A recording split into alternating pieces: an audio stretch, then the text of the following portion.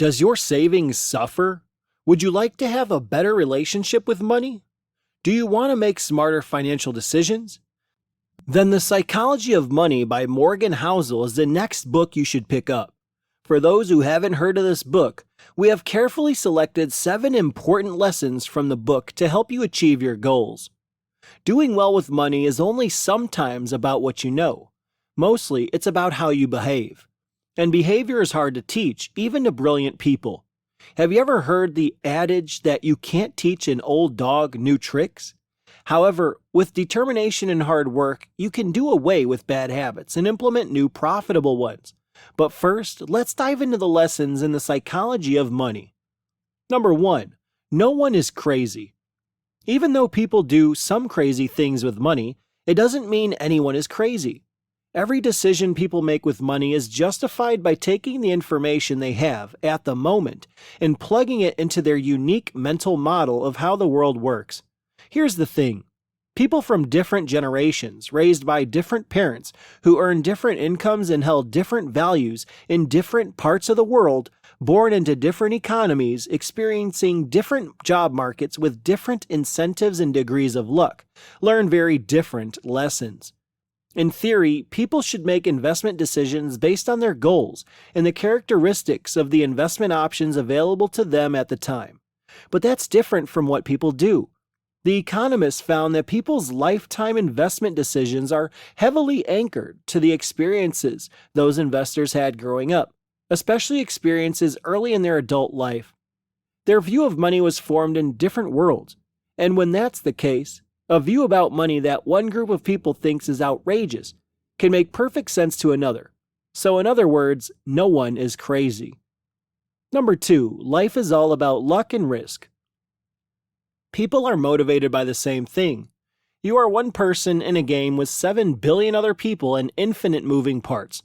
The unintentional consequences of activities beyond your control can be more severe than the intentional ones. The distinction between inspiringly bold and foolishly reckless can be millimeters thick and only visible in retrospect. Risk and luck are doppelgangers. It is important to be cautious about who you praise and admire. Be careful who you look down upon and wish to avoid becoming. Alternatively, exercise caution when thinking that 100% of outcomes can be attributable to effort and decisions. A quick reminder. If you've enjoyed the video so far, consider subscribing as we frequently upload informative and educational videos. Let's continue. Number 3. Getting wealthy versus staying wealthy. There are a million ways to get rich, but only a few methods to maintain your wealth, such as paranoia and frugality. Good investing is not necessarily about making good decisions. It's about consistently not screwing up. If I had to summarize money success in one word, it would be survival. As you already know, getting money requires being optimistic, taking risks, and putting yourself out there. But keeping money requires the opposite of taking risks. More than anything, it takes humility and fear that what you've created can be taken away just as quickly. It requires frugality and the understanding that at least some of what you've achieved is due to luck and that past success cannot be relied on continuously. The capacity to persist for an extended period without wiping out or being forced to give up makes the biggest difference. This should be the foundation of your approach, whether in investment, your job, or your own business. Number 4, freedom. Happiness is a complex subject because everyone's definition differs. The highest form of wealth is waking up every morning and saying, "I can do whatever I feel like today." People desire to become richer to make themselves happier.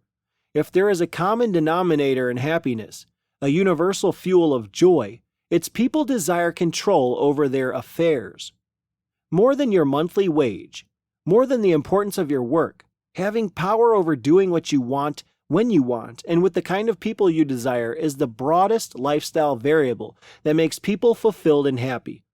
Money's greatest intrinsic value, which can't be overemphasized, is the power to control your time.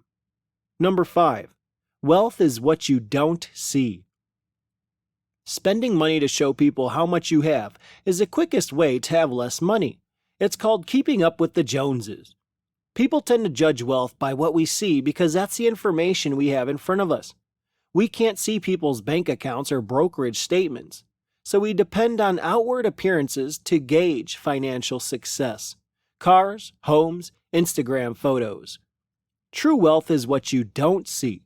Wealth is the nice cars not purchased, the diamonds that were not bought, the watches that were not worn, the clothes that were not purchased, and the first-class upgrade declined. Wealth is financial assets yet to be converted into things that can be seen. Number 6. Save money. People fall into 3 categories after a certain income level: those who save, those who don't think they can save, and those who don't think they need to save. This applies to the last 2. Building wealth is heavily influenced by your savings rate rather than your income or investment returns. Returns on your investments can make you wealthy. However, whether or not an investment strategy will succeed, and for how long, and whether or not markets will cooperate is constantly in flux. The outcomes are clouded by uncertainty. Personal savings and frugality are parts of the money equation that are more in your control and have a 100% chance of being as effective in the future as they are today. Wealth is simply the leftovers after you spend what you take in. The value of wealth is relative to what you need. Given that you may develop wealth without a large income, but have little chance of doing so without a high savings rate, it's clear which one is more important. Number 7. Nothing is free. Everything has a price, yet not all prices are listed on labels. The key to many things with money is determining the price and your willingness to pay it.